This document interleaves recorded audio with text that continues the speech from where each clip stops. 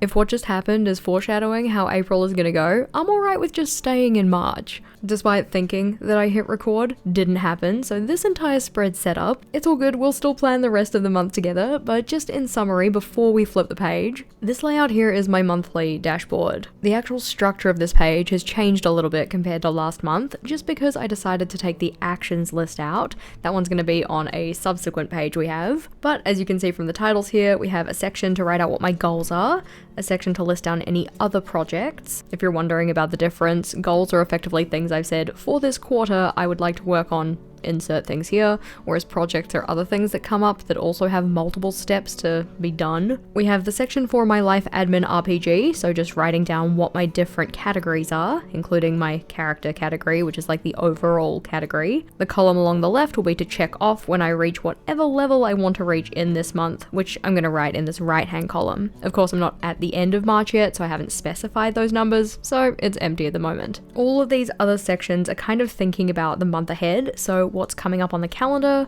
what things am I excited for, what things am I possibly nervous about, do I foresee any obstacles that might hold me back from making the progress I want to, what kind of tactics am I going to employ to kind of address those, and we also have a section for any routines that I want to track. In terms of 52 and 52, these are things off my 52 and 52 list that I want to action, because in theory, if I'm doing 52 things in the year, I should be doing one a week. We're just going to ignore the fact that I'm definitely not on track with that, but it's okay, I've still got some of them done. I can write down what those things are and then just check them off as they happen. And then this space is for holidays, so thinking about novel holidays that I want to celebrate throughout the month. For all of these headers, I did not do this lettering myself, I just typed them up on Microsoft Office, printed them off on sticker paper and stuck them in. This time going with white matte sticker paper because my transparent sticker paper is having some difficulties with actually keeping the ink on the sticker. I don't want to have a whole bunch of like rubbed off transfer in my journal, it'll just make a mess, so until I fix that issue, I'm just going to be using this sticker paper. As for the decoration though, you can see I've got some ripped up washi tape, this one just coming from Journal Say, and also these little blue bottles because I thought we'd go with like a semi-magical apothecary kind of theme. Mainly in terms of decoration for this month, I was looking for something super simple, super easy, I don't have to adhere any double-sided tape to it to get it into my journal, so stickers and washi is where it's at. While I would love to tell you how long it took to set up this layout, I don't have any videographic evidence to help me with that, so flipping on over and we're getting into the monthly log. Now I did literally just say that I was looking for a decoration style that didn't require me to use a whole bunch of double-sided tape to get elements into the journal, but this is the one layout that I'm making an exception for that. In terms of doing the calendar grid, rather than drawing the grid onto the journal, I'm going to be using paper that I'll just stick in with double-sided tape. This is dot grid paper that I got from Archer and Olive quite a while ago. I believe it came in a subscription box. I appreciate the paper still having the dot grid so that I can write in fairly straight lines, but I appreciate the color for adding some visual interest to the layout without me having to do any kind of doodling or major decoration myself. One of the things that I do very much enjoy doing when it comes to these stick-in elements is putting decorative pieces underneath the functional stuff. In the case of this layout, that's sticking in some decoration underneath the calendar boxes, so having those boxes slightly separated from each other so I can see the washi tape peeking through between them. Something that I'm typically not very good at doing with regards to this though, is that I'll go and stick in the top elements first and then have to pull them up and stick the underneath elements underneath them after I pull them up. That was probably the worst way I could possibly word that, but hopefully it makes sense. Seemingly recently, I haven't been very good at sequencing the order of the things I stick in to actually aid me in sticking them in a way that makes sense. Yeah. This time around though, I went in with that in mind. I'm like, no, you are not going to stick in the calendar boxes first and then have to pull them all up so that you can put the washi tape down. We are going to do this in a much more sensible order. Because of that prior planning, it did mean I didn't have any extra time added for mistake fixing or like having to pull up the calendar grid, which I have definitely had to do previously, in particular in my reading journal. You'll see here though, in terms of the calendar grid, I only have 4 rows, and that's because I'm doing cyclic planning, not monthly planning. For me, a cycle is a 4-week period. It always starts on a Monday, it always finishes on a Sunday. It means that I can have a much better appreciation of the passage of time. When I was working with monthly calendars that started in the middle of the week and I wanted to do something mid-month, but one month the mid-month point fell at like a Wednesday and then another month it would fall at a Sunday, it made it very difficult for me to do things in a routine way, especially when it came to like mid-month check-ins and stuff like that. If the mid-month point fell in the middle of a week, it felt like a kind of unnatural point to be doing a or reflection. This cyclic structure works way better for me personally. If you haven't heard about cyclic planning before, we do have a separate video about it. That one's linked in the description box. But so you don't have to jump away right now, I'll remind you again at the end, it's all good. Because I'm only including 4 weeks on this layout, it does mean that I have a bit of extra space to play around with in terms of decoration, and I've decided to focus that space mainly on the bottom of the layout this time, so I can stick more of those stickers in that have the little potion bottles. Decoration on a monthly log layout is always something that I have a little bit of difficulty with, mainly because I like to orient my calendar so I have 4 boxes on one side and 3 on the other. This means that the page can sometimes feel a little bit unbalanced depending on how you go and put your decoration in. And I'm also the kind of person who tends towards filling pretty much all of the space that I have available on a layout. I just like it when my pages feel full of stuff. This one is looking good though. It is ready to hold any tasks and appointments or things that I want to log to very specific days of the month, because I don't use weekly logs where I have a pre-sectioned out box for each day of the week. My monthly log kind of stands in for that, so if anything needs to be scheduled or delegated to a particular day, it ends up on here. In terms of timing, the monthly log took about 17 minutes to set up, but before we get into the next layout, we're just going to have a look at how this month was going. For March, I went with a celestial theme to go along with our community challenge of March Under the Stars, and it was really exciting to see everybody participate in that and share their celestial inspired theme. For my one, I went with kind of a vintage tarot kind of inspired version of this, using these stickers, which are beautifully shiny and gold. This one literally just looks like a black box until you can catch it in the light and see it actually has a very pretty design on it. I love them. I thought they were gorgeous. I do wish they photographed better though, because unless you catch it in just the right lighting, you can't really see it. This one here though is the monthly dashboard, very similar to what I have in April, except the actions list here I've taken out for next month, just so that I can put it somewhere else where I feel it'll be a little bit more appropriate. I do love the monthly dashboard though for getting me cool, calm and collected for the month coming up, so it's not going anywhere anytime soon. It's just gonna look a little bit different in future probably, as I kind of make new iterations and tweak it to best fit what I need it to do. Flipping over though, the next one we have is the monthly log, looking quite similar to the monthly log we have for April, just this time probably a little bit more monthly looking because we've got 5 weeks, not just 4. This one had cycle 3, or what I was just calling March, but this one spanned from the 24th of February to the 23rd of March, and then the last week here is reset week. It's a time for intentionally setting aside time for goal setting, doing like life review, getting my space in order, all of that kind of thing, so that then I can enter the new quarter feeling very much like I'm hitting the ground running. As the name suggests, it's essentially like a reset or a life reset, so that I have that fresh slate feeling for quarter 2. We've got some more decoration on this one with the shiny gold stickers, so pretty. And then after that we have the work outputs layout. This one I didn't use all that much, but that's because this part here, which is effectively like a video timeline, so we have the different days of the month, cycle, reset week, whatnot, and then the different videos down the side. I could use different letters to indicate when I was doing different things related to making this content, but the horizontal view didn't really work for me. For that reason, I am going to be changing the structure of this one for April, but having the same sections just in a little bit of a different way. Flipping over though, the next one we have is the project space. It is a full spread just to outline all of the things I need to do to work on my various projects. I enjoyed expanding this one to a full spread compared to the prior month where I'd only given myself a page. Just good to have that space to jot down anything and everything that needed to be done. I've made some decent progress. There are still things that probably could get done before we get to the next quarter, but I'm feeling good about it at the moment. And we have more of that shiny gold that only shows up if you get the lighting just right. After this though, we are straight on into the weeklies. Now for me, a weekly setup is just a priorities list and a meal tracker. Sometimes I also include a routines or a habits tracker, but for March I decided to do away with them because I didn't do a great job of keeping up with them in February. In amongst this though, we just have little pieces of decoration, we've got some little pictures of things going on in daily life. This one in particular was the first time I made pickled onions, so I felt very proud and stuck a picture in for it. And then outside of this, all of the lists are just my daily logs.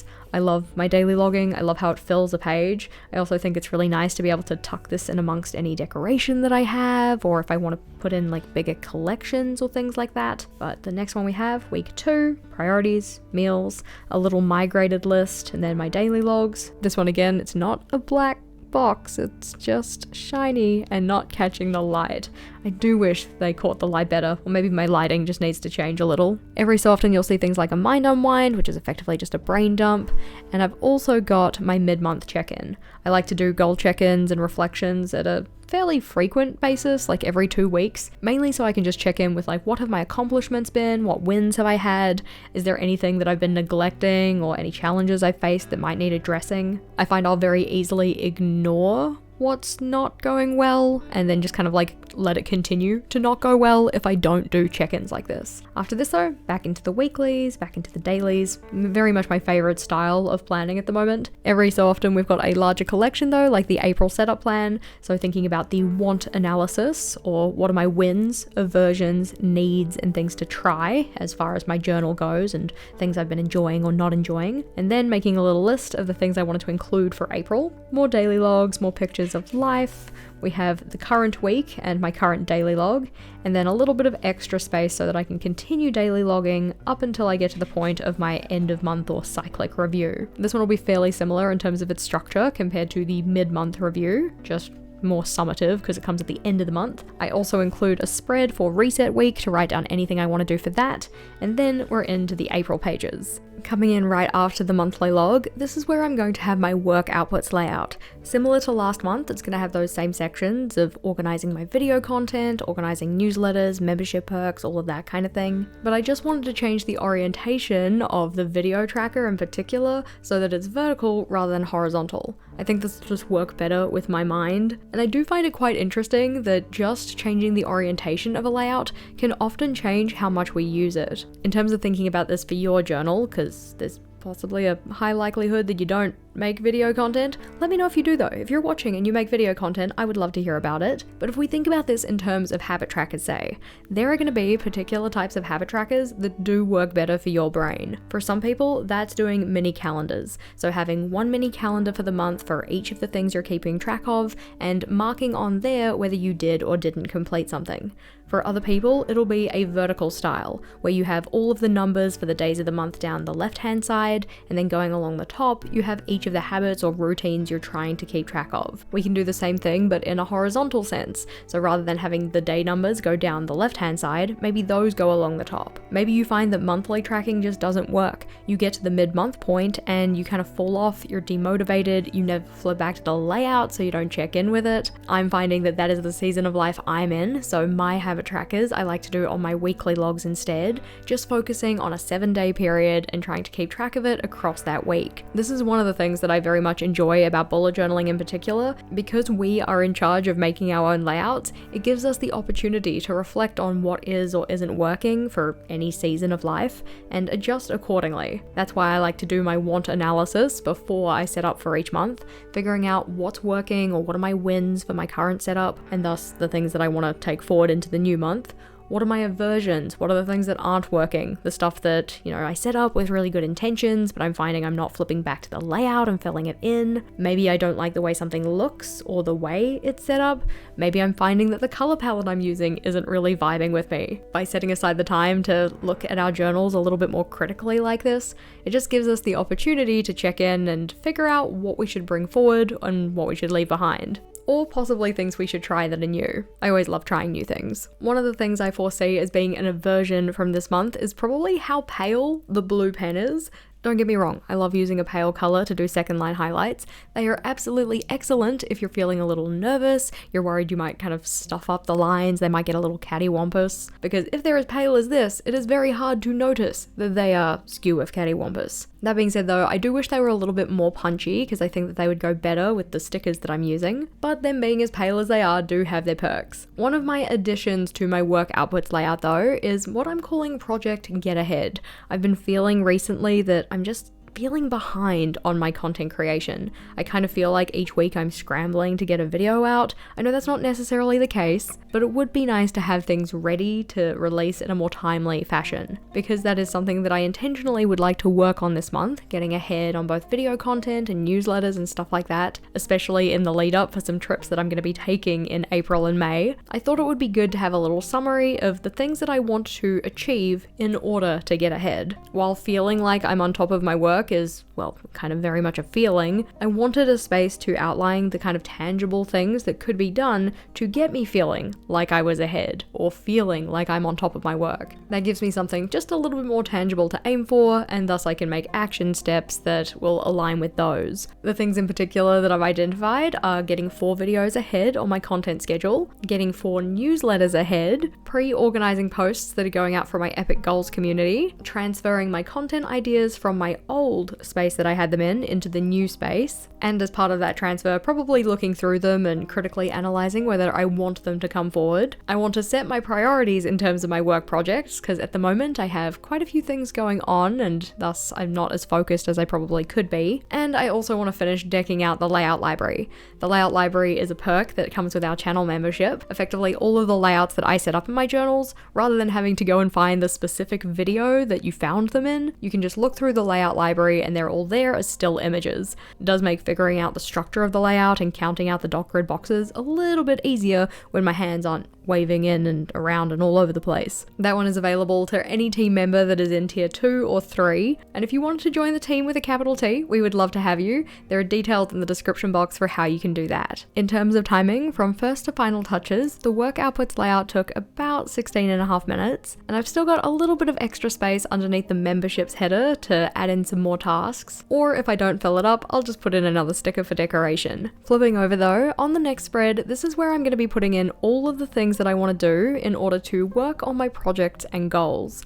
Previously, I had sectioned out the goal action steps or tasks to do to work on my goals and put those on the monthly dashboard, but this often meant that I just didn't have enough space to write out the things I wanted to do, and thus I would try and simplify those tasks to kind of like batch them together under bigger headings, which meant that the action steps weren't really steps, or at least the things that I wrote down weren't steps. They were more like mini projects unto themselves. By giving myself a full spread in order to kind of, spread out and write as much as I need to, it means that hopefully those action steps are going to be a lot smaller. They're going to feel like individual tasks rather than bigger projects that are then part of my goals. It just gives me a little bit more breathing room and space to work. The structure of this one is fairly open. I'm considering it as 2 columns per page, or 4 columns for the entire spread, and just designating a space for each of the different projects or goals that I'm working on. Because I haven't done my end of quarter 1 reset yet though, I'm not necessarily sure which goals I will be working on. There are a couple I already know are going to carry over, for instance planning my wedding and also working on the layout library and also the journal prompt library that I'm working on. Those ones are going to be coming over, but in terms of any other goals or projects, I'm not going to write those down on here until I've done my end of quarter review at the end of reset week. At this stage, I've kind of just estimated how much space I'll need for each of the 3 projects I have on here, but I still have more of the spread available if I need to go and add in any more. As you can see, I've still gone in with the same lettering style and used the stickers for headers, so if I think of any projects or goals that I don't already have stickers or headers for, I might need to print a couple more. And there have been requests to have a tutorial video on how to do these, like how to find the font, how to size them appropriately and print them off and such. So if that's something you'd be interested in seeing, first of all, let me know in the comments, and secondly, make sure you're subscribed so you don't miss that video if it gets released. Given that this is a simpler layout, it only took about 6.5 minutes to set up, but if you were looking for a much simpler version, you could probably cut that time in half by getting rid of the second line highlights and some of the decorative pieces. I need those though. If I don't like the way my journal looks, I'm not going to use it, which means I'm not going to be organized and everything will be a mess. Flipping back so that we can flip through, despite the mishaps that happened in trying to film the start of this setup, I do really like the way it's come together. I hope I have enough of those stickers to last me through the rest of the month. I probably won't have very decorated weekly layouts, just an occasional touch here and there, and that also means that I'll have more space for any of the pictures from daily life that I take. I've really enjoyed sticking those into my journal. As promised before though, if you're interested in cyclic planning, if it sounds like it could be something that would be useful for you, then we do have a separate video on that one. If you're curious in that, we do have that video linked on screen here, where I take you through why I do it, why it works for me, and why it might work for you. So click or tap on that one and I'll see you over there.